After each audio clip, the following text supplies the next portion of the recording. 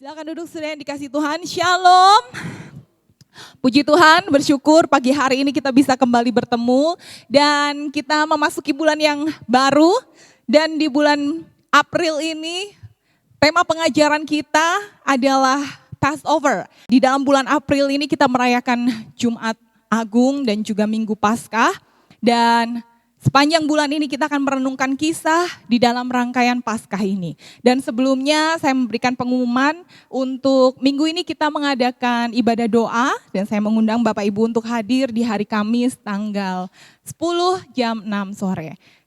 Nah, oleh karena itu kita mau membuka, langsung saja kita buka Alkitab kita di dalam Markus pasal 14. Ayat 3 sampai ayat 11 kita akan merenungkan rangkaian dari kisah Paskah yang diambil dari Markus pasal 14, ayat 3 sampai ayat 11.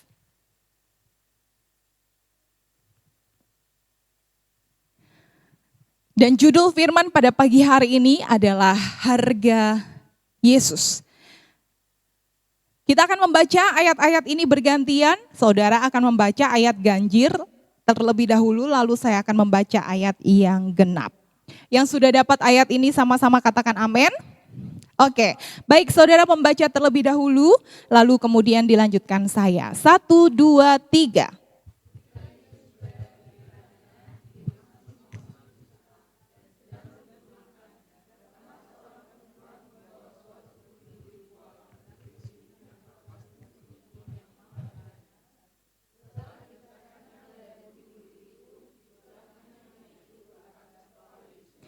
Ada orang yang menjadi gusar dan berkata seorang kepada yang lain, "Untuk apa pemborosan minyak narwastu ini?"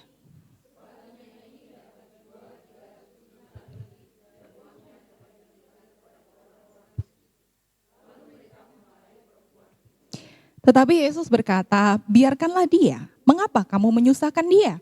Ia telah melakukan suatu perbuatan yang baik padaku."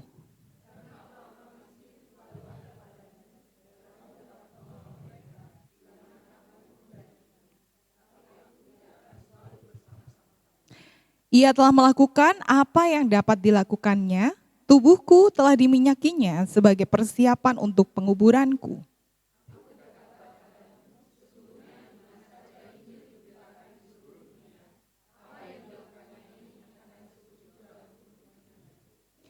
Lalu pergilah Yudas Iskariot, salah seorang dari ke-12 murid itu, kepada imam-imam kepala dengan maksud untuk menyerahkan Yesus kepada mereka.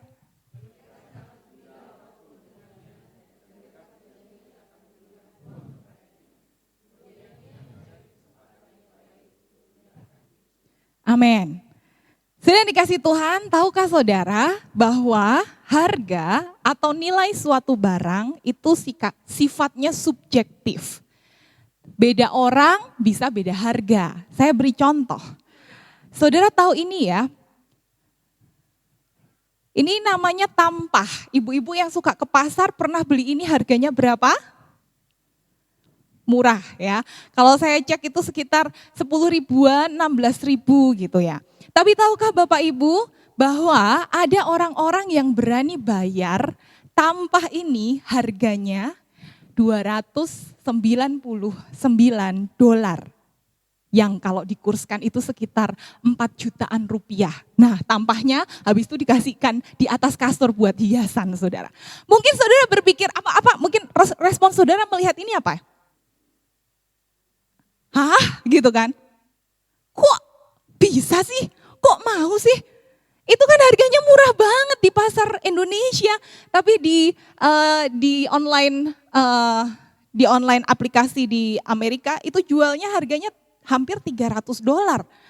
Kita berpikir, "Hah? Kok mau ya? Buat apa beli tampah harga 4 juta?" Harga subjektif. Satu lagi. Ini adalah sebuah lukisan yang dilukis oleh salah seorang pelukis Inggris. Dan saudara, kalau saudara disuruh beli lukisan ini harganya berapa? Coba kalau saudara disuruh beli, kasihan mesake. Kira-kira kasih harga berapa? 200 ribu, ada lagi? Ya, lelang-lelang, siapa yang mau bayar lebih? Saudara tahu harga lukisan ini berapa? 3,1 triliun rupiah. Dan apa pendapat saudara? Hah? Ini lukisan apa? Ini kayaknya lebih bagus lukisannya Karis daripada lukisannya ini. Tapi kenapa ada orang-orang yang bisa membayar harga yang jauh lebih mahal, bahkan kita tidak sampai masuk ke dalam akal kita.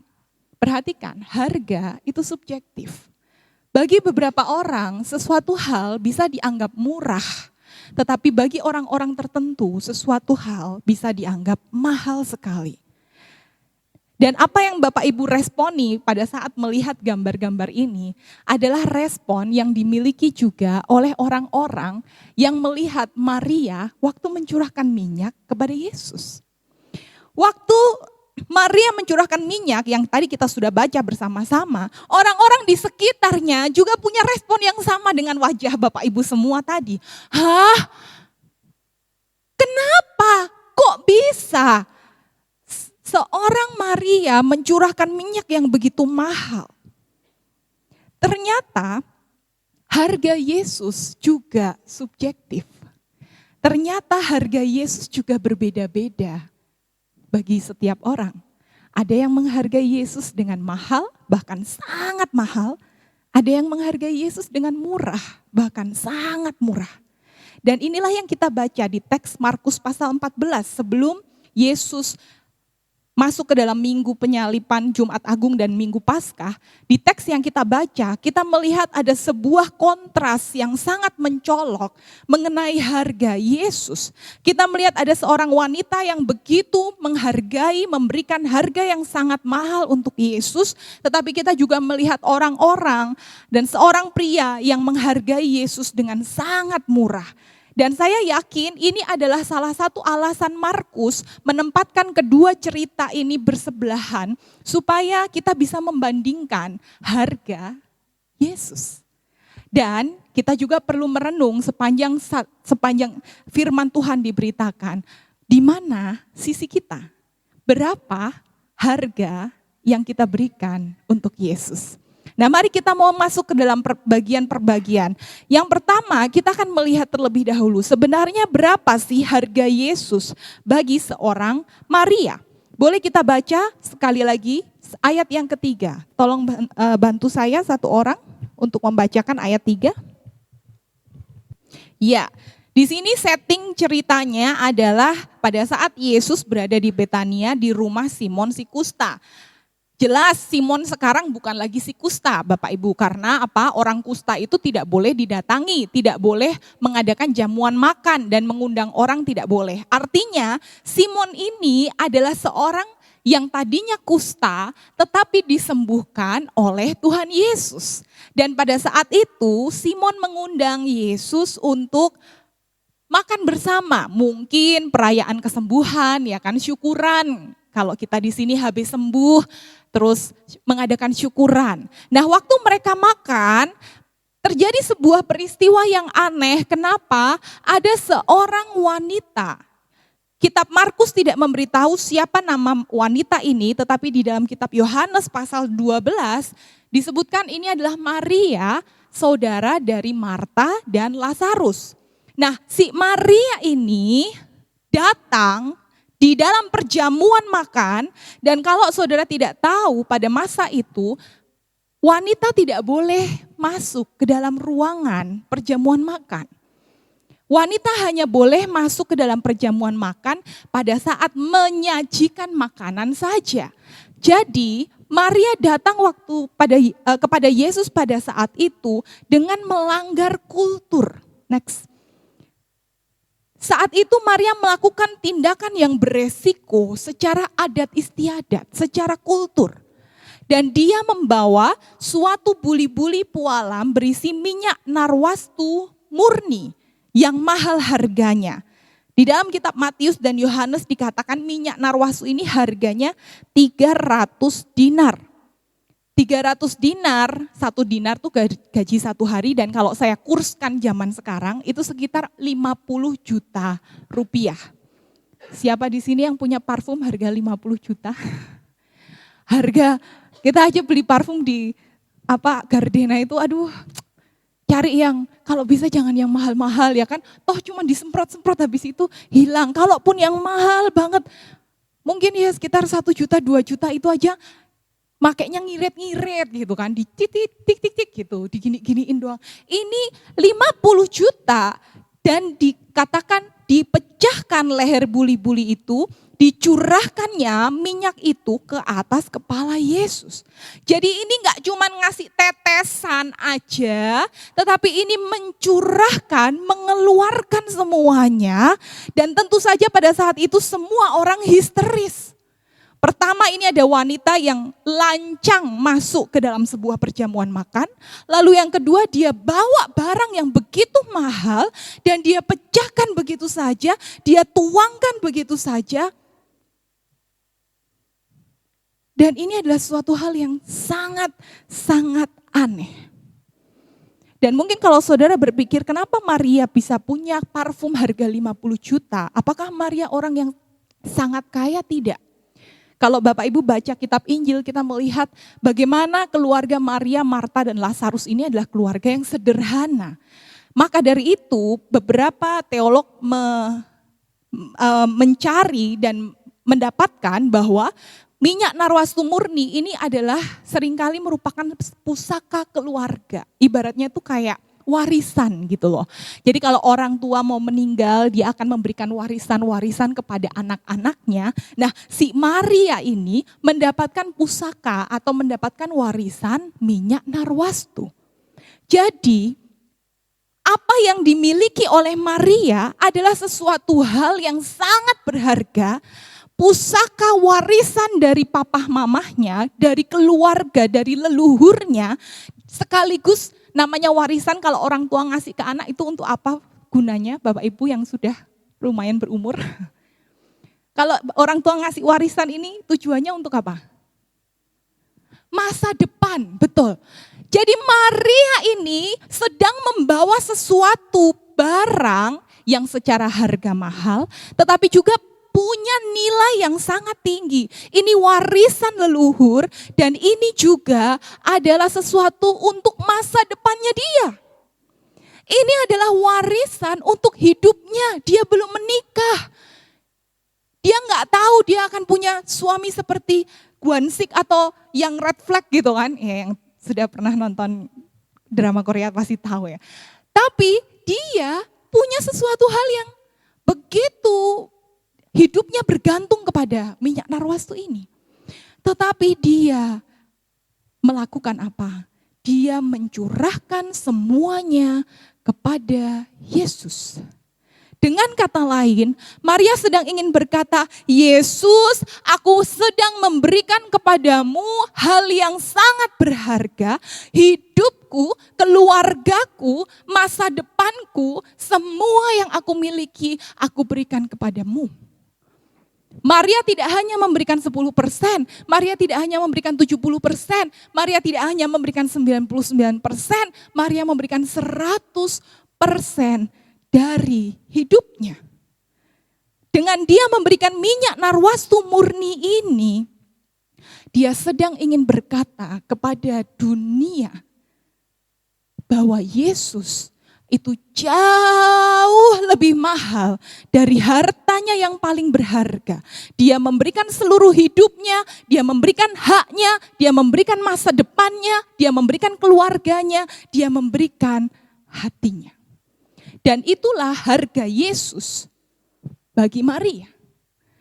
Yesus sangat-sangat berharga.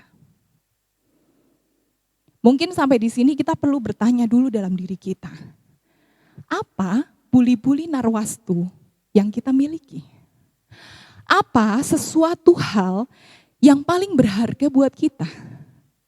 Apa sesuatu hal yang kita anggap ini adalah masa depanku? Ini adalah warisan dan ini adalah untuk masa depanku. Mungkin itu adalah rekening tabungan Anda. Mungkin itu portfolio Anda. Mungkin itu pasangan saudara. Mungkin itu anak-anak saudara yang kita anggap ini adalah sangat berharga. Dan ini adalah untuk masa depanku nanti. Atau mungkin itu adalah pekerjaan kita, apapun yang menurut kita itu adalah sesuatu hal yang berharga. Yang menurut kita itu adalah sesuatu hal yang membuat kita berarti. Itu adalah buli-buli narwastu kita. Pertanyaannya mungkin, apakah kita mau memecahkan buli-buli narwastu itu kepada Tuhan? Tapi nanti kita akan simpan pertanyaan itu sampai di akhir.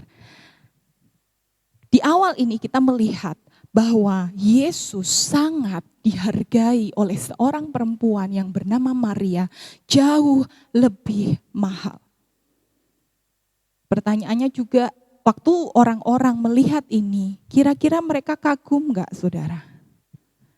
Mungkin kalau saudara yang udah Kristen, yang sudah ke gereja, wah kayaknya kagum ya, wah ini orang luar biasa ya. Tapi apa pandangan dunia, apa pandangan lingkungan kepada Maria? Tolong bantu saya bacakan ayat 4 dan ayat 5. Lihat pandangan dunia kepada orang yang memberikan hidupnya seutuhnya kepada Tuhan. Ayat 4 dan ayat 5, tolong bantu saya bacakan.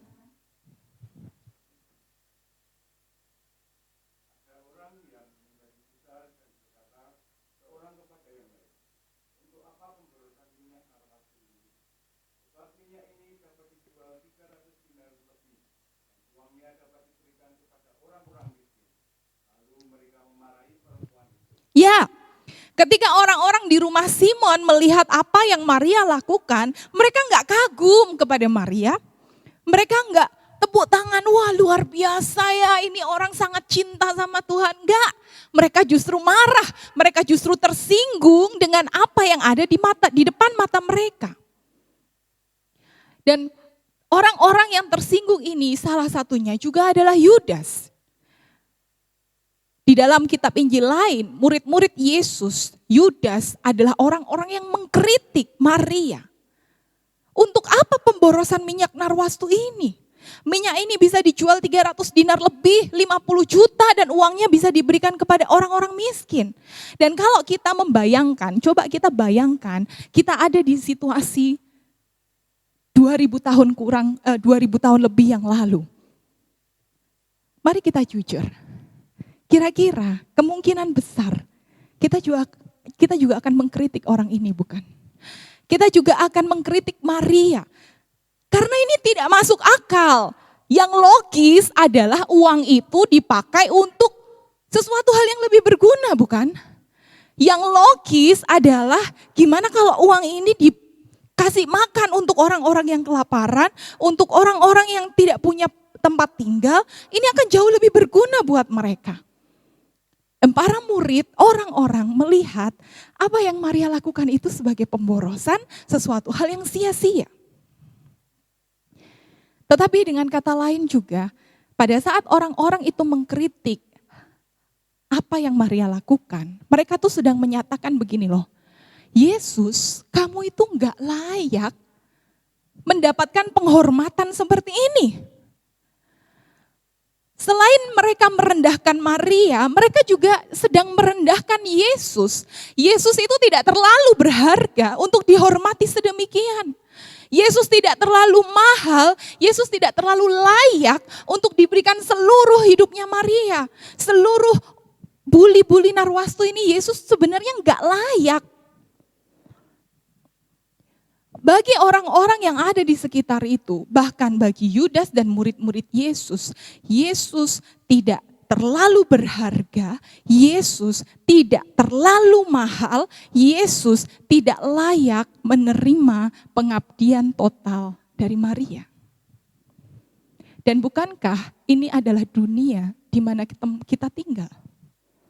Dunia, bahkan orang-orang Kristen, tidak punya masalah jika kita mengabdi kepada Yesus dengan cara yang biasa-biasa saja. Dengan cara yang masuk akal, dunia itu enggak masalah. Tetapi mereka punya masalah besar ketika kita mengabdi secara total kepada Yesus.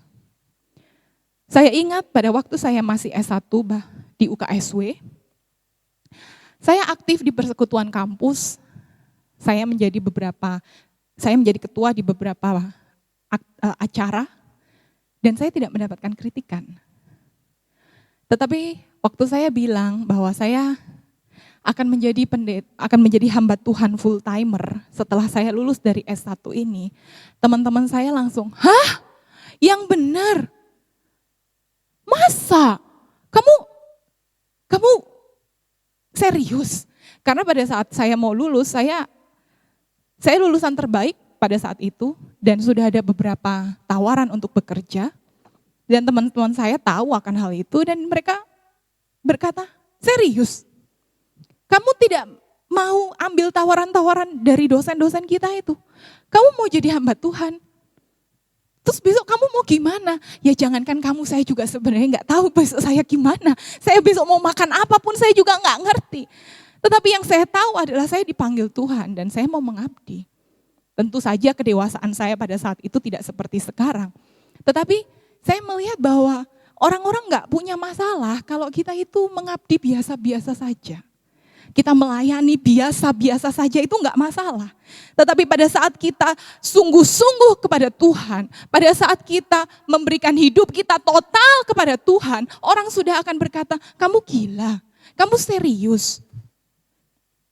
Masa depanmu masih panjang, hidupmu masih muda, uangmu banyak, kamu serius. Ini enggak layak. Tuhan gak terlalu layak untuk kita berikan hidup kita." Dan terlalu banyak dari kita punya pengabdian yang masuk akal. Tapi seharusnya di dalam kekristenan, pengabdian, ketaatan, dan kasih kita terhadap Yesus seharusnya tidak masuk akal bagi dunia. Amin, saudara. Dengan apa yang kamu alami, kamu masih percaya sama Yesus. Kamu masih memegang kejujuran dan integritasmu. Yang benar aja, hidup di dunia ini sudah gak ada yang benar. Kamu masih mau hidup lurus aja. Tidak masuk akal. Masa lalumu dia melakukan segala hal yang membuat kamu sakit hati. Kamu masih mau mengampuni. Tidak masuk akal. Di dalam dunia yang seperti ini, krisis, semuanya putus asa, kamu kok happy-happy aja, kamu kok punya pengharapan? Kok bisa? Kamu nggak untung banyak, tapi kok kamu mau tetap melayani?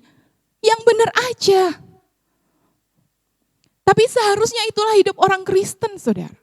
Hidup orang Kristen yang sungguh-sungguh seharusnya tidak masuk akal buat dunia. Bukankah salib itu memang tidak masuk akal? Bagi orang dunia salib adalah kebodohan. Mana ada Tuhan itu dibunuh? Mana ada Tuhan itu disalib, dipenteng? Salib tidak pernah bisa masuk akal bagi dunia. Dan seharusnya pengabdian, ketaatan kita, kasih kita kepada Yesus seharusnya tidak masuk akal juga. Dunia tidak pernah bisa memahami harga Yesus. Saya punya salah seorang murid, salah satu anak pemuritan saya, pada saat kami breakdown visi, dia menulis bahwa dia mendapat panggilan untuk menjadi guru di pedalaman. Jangankan saudara, saya juga berkata, "Hah? Serius kamu mau jadi guru di pedalaman? Gak gampang loh, sulit loh." Tapi dia tahu itu panggilannya dan dia lakukan. Dia melayani di Papua dan sekarang ada di Mentawai. Dan gereja kita juga turut menopang pelayanannya.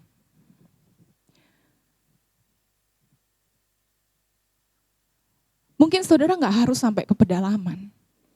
Tapi dengan cara bisnis kita, dengan cara hidup kita berkeluarga, apakah kita sama dengan dunia ini?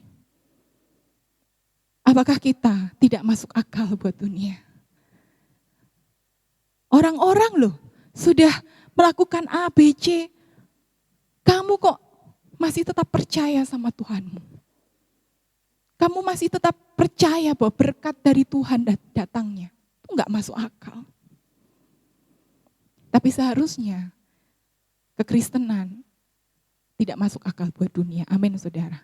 Tapi perhatikan, apa penilaian Yesus terhadap Maria? Kalau penilaian dunia itu tidak masuk akal.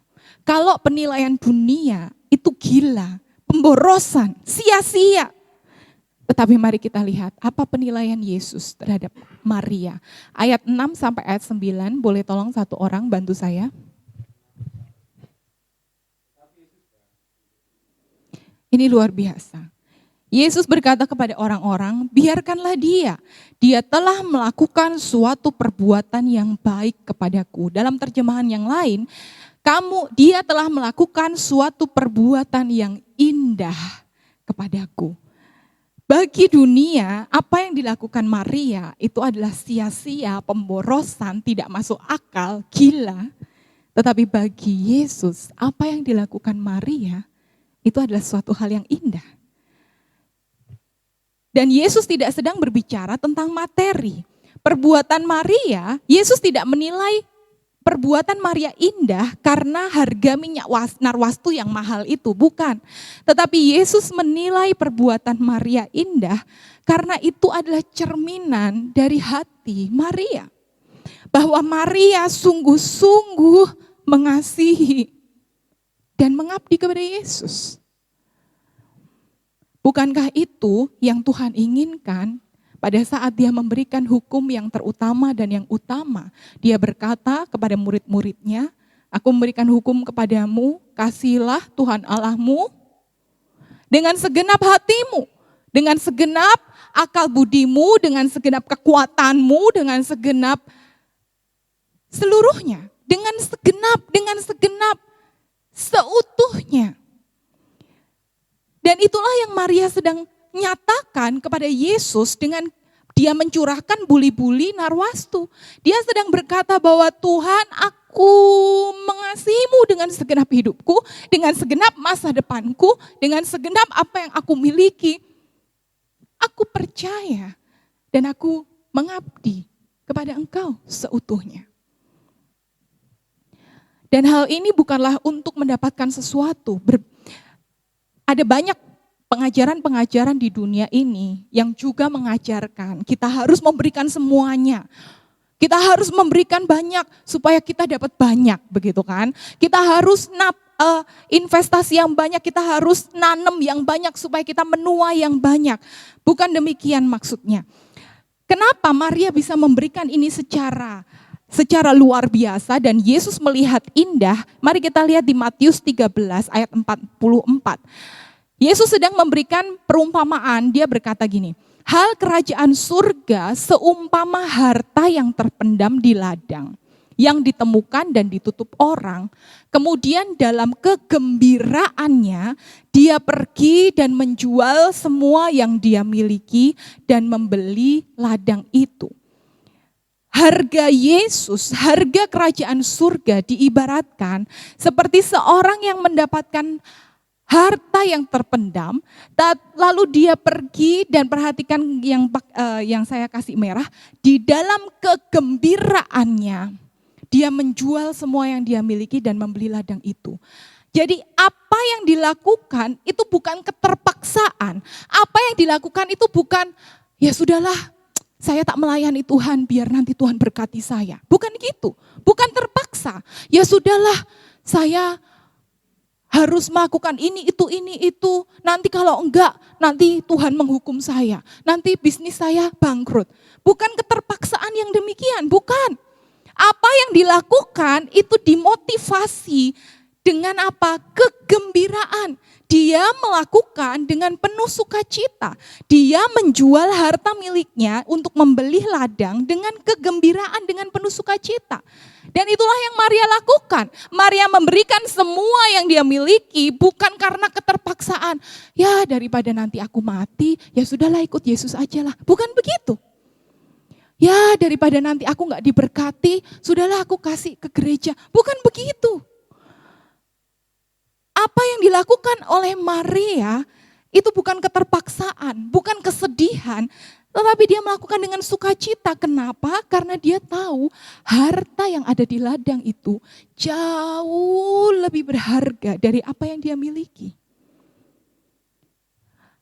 Maria sedang ingin berkata bahwa Yesus yang saya layani jauh lebih berharga dari kehidupan saya sendiri.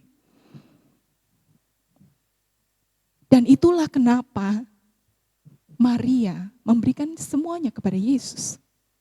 Dia tidak memberikan secara terpaksa, dia tidak memberikan dengan ketakutan, dia tidak memberikan dengan kesedihan, dia memberikan dengan sukacita. Karena dia tahu Yesus jauh lebih mahal, Yesus layak untuk mendapatkan semua ini. Dan aneh, di ayat 7 Yesus berkata, orang-orang miskin selalu ada padamu dan kamu dapat menolong mereka kalau kamu mau. Tetapi aku tidak akan selalu bersama-sama dengan kamu. Yesus sedang berkata begini, Yesus bukan sedang tidak peduli kepada orang miskin. Dalam 3,5 tahun pelayanan Yesus, Yesus sangat peduli. Dia memberi makan yang kelaparan, dia menyembuhkan yang sakit. Yesus sangat peduli dengan orang-orang miskin. Tetapi apa yang Yesus maksud di ayat 7 ini, orang-orang miskin ini sedang mewakili kewajiban. Kewajiban kita akan terus ada, bukan? Setiap bulan kita harus bayar tagihan, setiap bulan kita harus bayar cicilan, setiap bulan kita harus bayar untuk makan kita. Tetapi ini adalah sebuah kesempatan yang berharga karena sebentar lagi Yesus akan mati. Tidak akan ada lagi kesempatan yang lain. Kewajibanmu itu akan terus ada. Orang-orang miskin itu selalu ada padamu. Dan kamu dapat menolongnya. Tetapi kesempatan ini tidak akan datang 2 kali. Dan Yesus sedang ingin berkata bahwa Maria, dia mengambil sebuah kesempatan yang luar biasa sebelum Yesus meninggal. Dan yang mengejutkan juga, pada saat Yesus berkata demikian, Yesus juga sedang ingin berkata bahwa dia itu layak mendapat pengabdian Maria. Yesus sedang ingin menyatakan dia layak untuk menerima persembahan Maria. Kenapa? Karena dia adalah Allah. Banyak orang mempertanyakan, mana di Alkitab tidak ada tuh Yesus mengatakan dirinya Allah, sembahlah aku. Tetapi apa yang Yesus sedang lakukan di Markus pasal 14, sekarang saya coba saudara membayangkan ya, bayangkan saja begini. Kalau saya sebagai pendeta hamba Tuhan, lalu saya berkata kepada saudara, saudara harus memberikan semua apa yang saudara miliki. Ayo, rekening tabungan, mobil, rumah, berikan kepada saya. Saudara akan berkata saya, apa? Materialistis, apalagi? Gila, apalagi? Hah? Mata duitan, betul, apalagi? Ini orang gak waras ya. Semuanya kok enak aja, saya udah kerja mati-matian. Ini pendeta apa ini? Dan minggu depan saudara gak datang ke sini semua. Kalau orang yang ngomong demikian, itu berarti adalah orang yang mata duitan, orang yang gak waras, orang yang materialistis dan lain sebagainya. Dan manusia dan kita akan mengerti bahwa ini orang gak bener nih. Tetapi Yesus, dia berani berkata, aku layak mendapatkan ini. Biarkan dia memberikan sesuatu yang mahal dan aku layak. Kenapa? Yesus sedang ingin berkata bahwa, hei aku ini Allah yang menjadi manusia dan dia layak mendapat semua penghormatan. Maria, dan tidak hanya Maria, setiap daripada kita di sini. Yesus sedang ingin berkata bahwa dia adalah Allah dan dia layak untuk mendapatkan semua penghormatan Maria.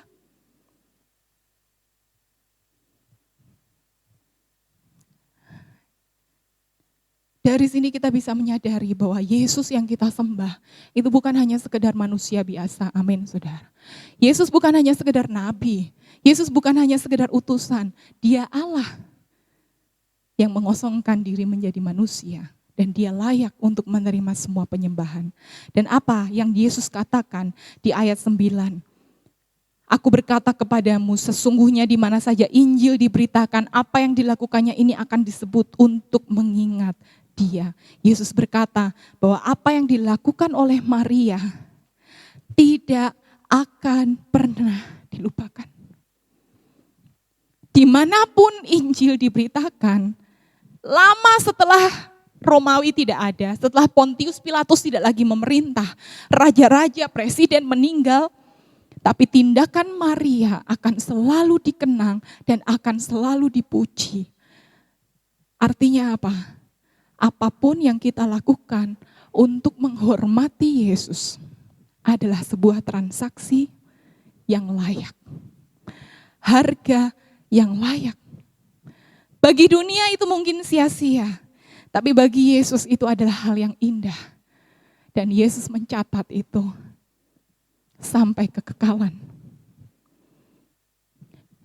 Mungkin apa yang saudara lakukan di tempat yang tersembunyi, yang saudara lakukan untuk menghormati Yesus, tidak diketahui oleh banyak orang. Integritas saudara pada saat saudara memilih untuk tidak mencontek misalnya di sekolah, sementara teman-temanmu mencontek, mungkin itu tidak akan dilihat oleh dunia. Atau bahkan dianggap oleh dunia adalah suatu hal yang bodoh. Tetapi bagi Tuhan enggak. Apa yang dilakukan untuk kemuliaan Tuhan, untuk menghormati Yesus, itu adalah sesuatu hal yang layak dan indah. Amin, saudara. Saya enggak tahu apa yang saudara lakukan, atau pergumulan saudara di tengah-tengah dunia yang sangat jahat ini akhir-akhir ini. Tapi satu hal yang pasti adalah, setiap apa yang kita lakukan untuk Kristus, dari hati yang mengasihi dan yang bersuka cita, ketaatan kita, kasih kita, pengabdian kita tidak akan pernah sia-sia. Jadi kalau ada suara yang berkata kepada kita, udahlah jadi orang Kristen tuh biasa-biasa aja, udahlah gak usah gitu-gitu ya, nakal-nakal dikit lah ya misalnya gitu. Dalam usia kita saat ini, mari kita mengabaikan suara-suara itu.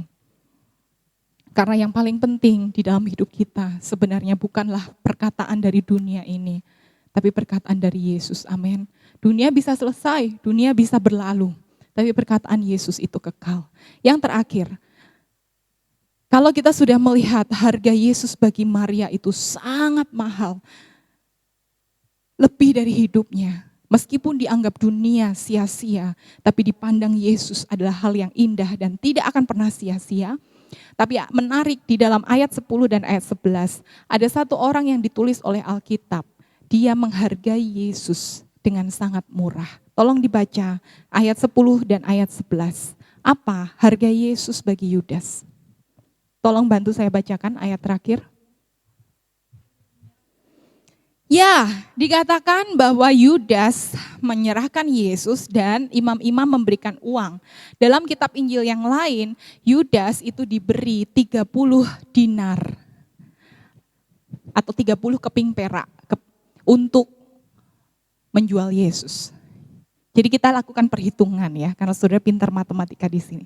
Yudas menghargai Yesus 30 dinar. Bandingkan dengan Maria menghargai Yesus 300 dinar. Berapanya? 1/10. Sangat kecil. Dan ini yang menjual adalah Yudas. Dan kalau saudara tidak tahu siapa Yudas, Yudas adalah murid Yesus. Dan kalau saudara masih tidak tahu lagi sebenarnya siapa Yudas, Yudas adalah orang kepercayaannya Yesus yang menjadi bendahara. Ini adalah sebuah transaksi yang jomplang, bukan? Perbedaan harga yang sangat jomplang, sama seperti tampah tadi. Tampah itu cuma 10.000 jadi 4 juta. Lukisan yang harganya, kok kayaknya lebih bagus lukisannya anak saya. Ini 3,1 triliun, sangat jomplang. Yudas ternyata sangat murah menghargai Yesus. Padahal Yudas bukan orang asing, Yudas adalah salah satu dari 12 murid Yesus, bahkan Yudas diberikan kepercayaan untuk menjadi bendahara. Kalau ada orang yang seharusnya mengenal Yesus dengan baik, harusnya Yudas. Kalau ada yang bisa mengerti harga Yesus, itu harusnya Yudas. Tetapi bukannya menghargai Yesus, tapi Yudas justru pergi ke imam-imam kepala untuk menjual Yesus. Bukan imam-imam yang datang, Yudas yang datang. Dan ini memberikan kepada kita peringatan yang keras. Bahwa kita tuh bisa berada di sekitar Yesus di sepanjang hidup kita. Dan kita tidak pernah bisa mengerti harga Yesus yang sebenarnya. Dan itu berbahaya. Mungkin dari kecil kita orang Kristen dididik di sekolah minggu, remaja ikut youth, gereja sampai dewasa. Kita setiap minggu berada di gereja, kita berada di sekitar Yesus, tetapi kita belum pernah memahami seberapa harga Yesus dalam hidup kita. Sehingga tanpa sadar kita bisa menjual Yesus dengan murah. Makanya kita gampang berbohong, makanya kita gampang menyakiti orang lain dengan kata-kata kita. Makanya kita gampang sekali melakukan tindakan-tindakan yang tidak sesuai dengan kebenaran firman Tuhan. Kita sedang menjual Yesus dengan harga yang murah. Dan kalau mungkin saudara bingung kenapa ya Yudas kok bisa menjual Yesus. Film Last Supper memberikan POV. Mungkin beberapa dari saudara pernah atau melihat film ini ya. Jadi film ini memberikan perspektif dari Petrus dan Yudas. Kenapa mereka mengkhianati Yesus. Dan saya lihat ini adalah cerita yang bagus gitu. Jadi Yudas, dan saya baca bukunya juga sama. Jadi Yudas menganggap Yesus ini adalah tokoh yang dikagumi pada saat itu. Yesus punya banyak sekali massa dan Yudas adalah salah satu orang yang ingin dibebaskan dari penjajahan Roma. Dan dia berpikir dengan dia mengikut Yesus, dia bisa menggulingkan pemerintahan Roma sehingga dia akan menjadi orang yang penting di pemerintahan Yesus nantinya. Saudara bisa bayangkan itu ya. Tetapi waktu itu Yesus berkata, "No Yudas, kerajaanku bukan dari dunia ini." Yudas berpikir Yesus akan menjadi penguasa dan penyelamat Israel pada saat itu. Dan dia berpikir dengan dia ikut Yesus, dia akan menjadi menteri, dia akan menjadi orang yang berkuasa. Ya, kita tahulah kalau ada yang berkuasa kan pasti ada yang diangkat juga orang-orang yang mendukung dia. Yudas berpikir demikian. Yudas menunggu, tapi 3 tahun dia ikut Yesus, ternyata visinya Yesus berbeda dengan visinya Yudas. Ternyata Yesus tidak ingin menguasai dunia. Yesus tidak sedang ingin menggulingkan pemerintahan Roma. Yesus berbeda pandangan dengan Yudas. Dan Yudas berpikir, ya sudah, ternyata aku tidak bisa mendapatkan apapun dari Yesus.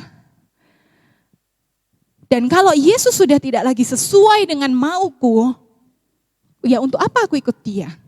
Lebih baik aku menjual dia dan mendapatkan sebanyak yang aku bisa. Dan ternyata sebanyak yang dia bisa, ternyata cuma 30 dinar atau cuma 5 juta. 5 juta itu ya bisa hidup 1 bulan lah, 1-2 bulan. Dengan kata lain, Alkitab sedang ingin mengatakan, Yudas menganggap Yesus berguna. Yesus dianggap sebagai sesuatu yang berguna untuk Yudas. Berguna untuk kemauannya dia, berguna untuk keinginannya dia. Dia pikir dengan mengikut Yesus, kemauannya tercapai, keinginannya terlaksana. Tapi begitu Yesus tidak lagi berguna buat hidupnya, Yesus dijual. Sementara Maria tidak menganggap Yesus berguna, Yesus berharga. Saudara bisa membedakan 2 hal ini? Bagaimana kita bisa melihat apakah kita menganggap Yesus itu berguna adalah mempertanyakan motivasi kita ikut Yesus. Apakah kita ikut Yesus supaya kita mendapatkan kesuksesan? Supaya kita mendapatkan berkat? Ya, berkat itu Tuhan bisa kasih, kesuksesan Tuhan bisa kasih. Tetapi kalau itu yang menjadi motivasi utama kita mengikut Yesus, lambat atau cepat, kita pasti akan menjual Yesus. Mungkin kita tidak langsung pindah agama, tetapi kita akan menjual Yesus dengan perbuatan kita yang tidak berintegritas. Kita akan menjual Yesus dengan perkataan-perkataan kita yang tidak mencerminkan kebenaran. Dan bagaimana kita tahu apakah Yesus itu indah, Yesus itu berharga atau berguna pada saat kita tidak mendapatkan apa yang kita inginkan. Pada saat kita menghadapi masalah, pada saat kekecewaan menimpa kita, seperti Yudas.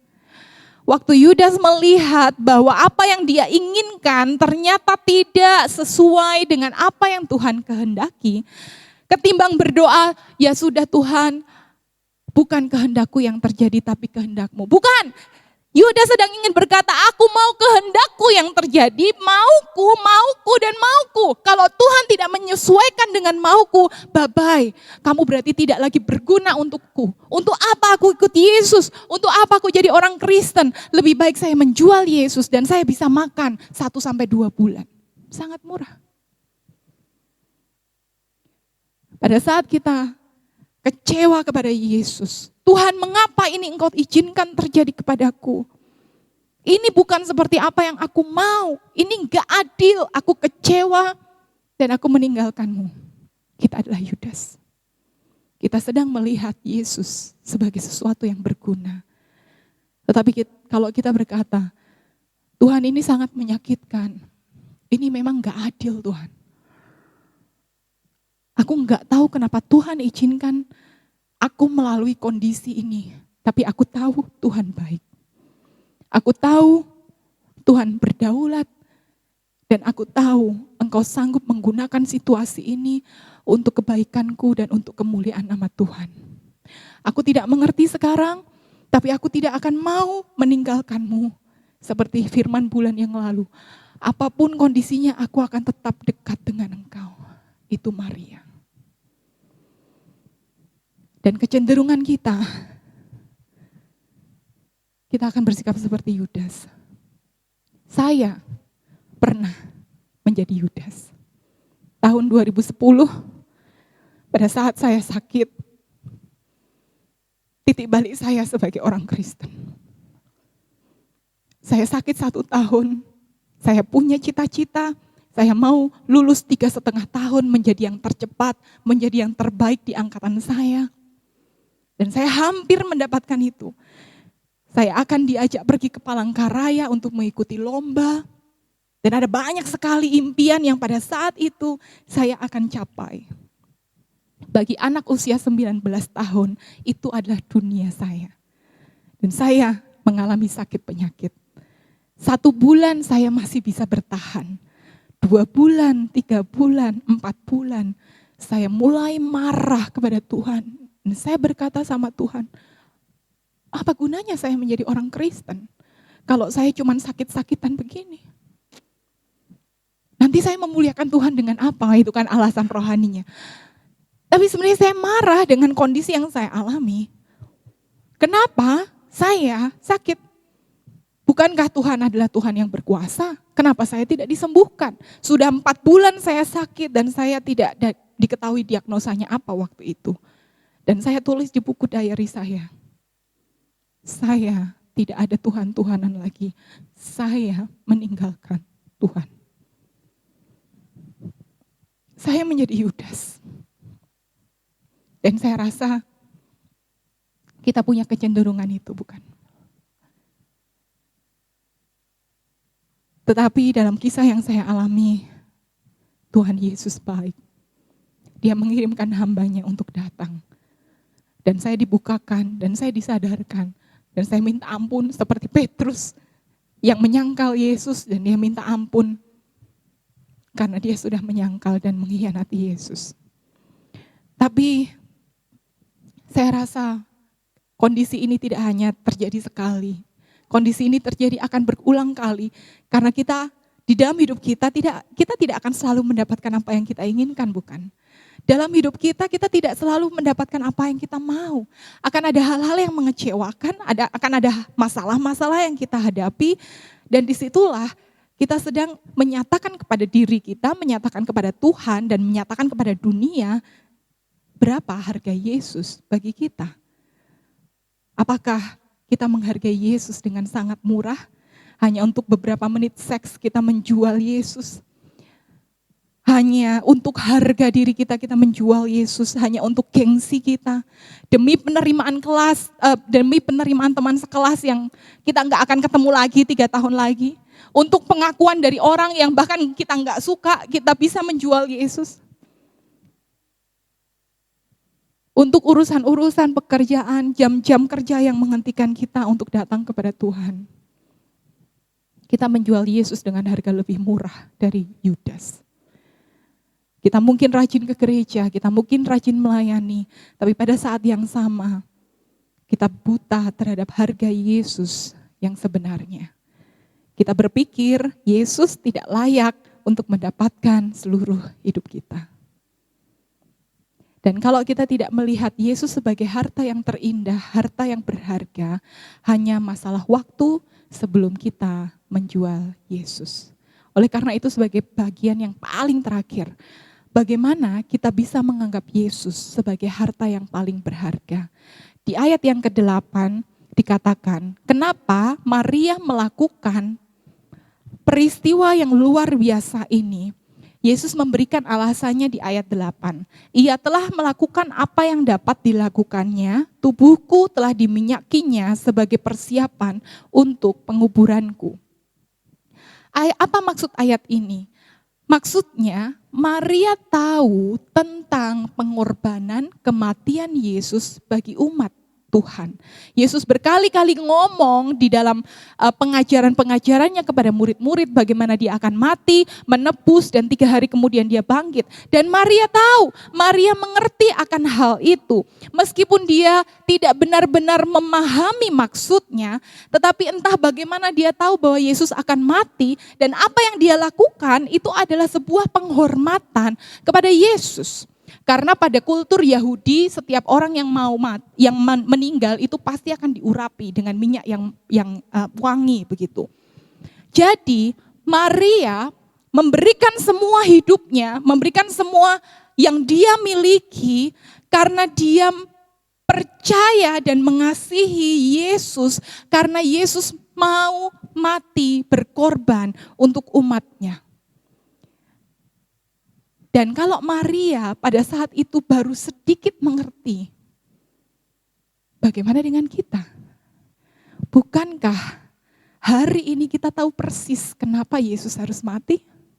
Bukankah hari ini kita tahu persis kenapa Yesus disalib? Karena itulah satu-satunya cara bagi kita untuk dapat diselamatkan. Bagi teman-teman, Bapak Ibu yang nonton drama Korea When Life Gives You Tangerine pasti tahu scene waktu Kwon-sik menyeberangi laut untuk bertemu dengan si ceweknya gitu kan. Tapi tahu nggak apa yang dilakukan Yesus itu jauh lebih dramatis daripada apa yang dilakukan Kwon-sik. Dia tidak hanya menyeberangi lautan,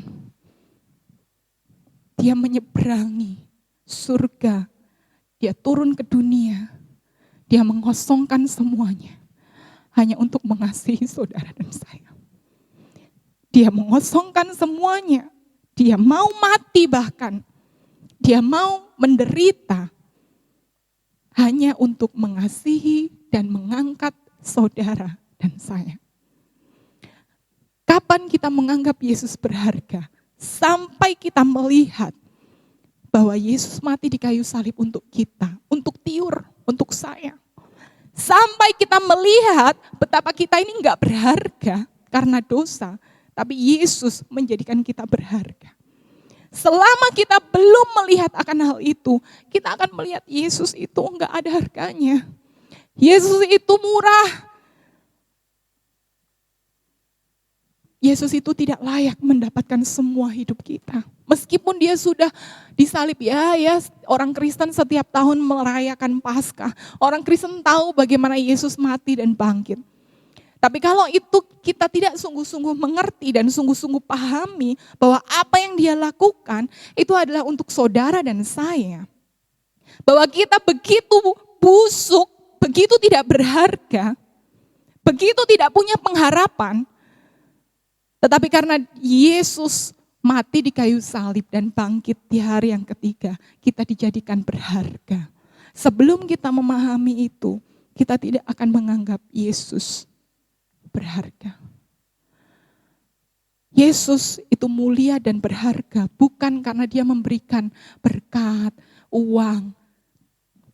Tuhan itu pasti kasih sesuai dengan apa yang kita butuhkan.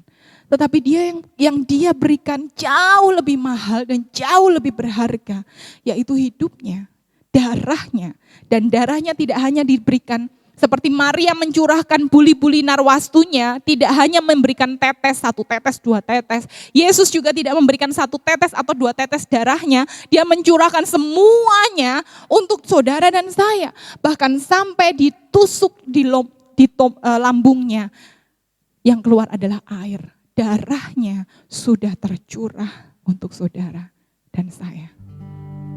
Kita tidak akan pernah bisa mengasihi Tuhan kalau kita tidak bisa melihat betapa bobroknya kita dan betapa berharganya yang Yesus sudah lakukan. Oleh karena itu, pertanyaannya sekarang, berapa harga Yesus bagi kita? Apakah kita menghargai Yesus dengan mahal, dengan seluruh hidup kita, dengan masa depan kita, atau kita hanya menghargai Yesus dengan sangat murah? 1 jam, 1,5 jam dalam 1 minggu dalam hidup kita, kita hanya berikan buat Yesus. Tapi sepanjang 6 hari kita hidup untuk diri kita sendiri. Kita menghargai Yesus sangat murah. Tapi yang Tuhan inginkan, pada saat kita memahami kasih dan anugerah yang Yesus berikan, biarlah kita bisa dengan sukacita mengasihi Dia, karena Dia memang berharga dan layak untuk disembah. Amin. Mari kita mau tutup Alkitab kita.